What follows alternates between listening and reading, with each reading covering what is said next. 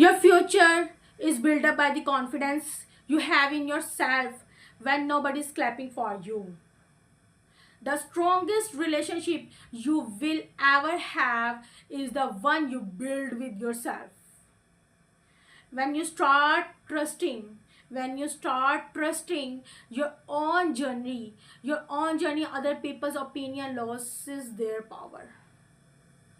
Don't spend your life proving your worth to others. Spend it discovering your worth yourself. Self-love is not selfish. It is the foundation from which every healthy relationship grows. Believe in yourself even on the days when results are invisible and progress feels slow. You are not behind in life. You are simply growing at a pace designed for your story. The moment you realize that your value, you stop begging for validation. One day I stopped chasing approval and start chasing purpose. I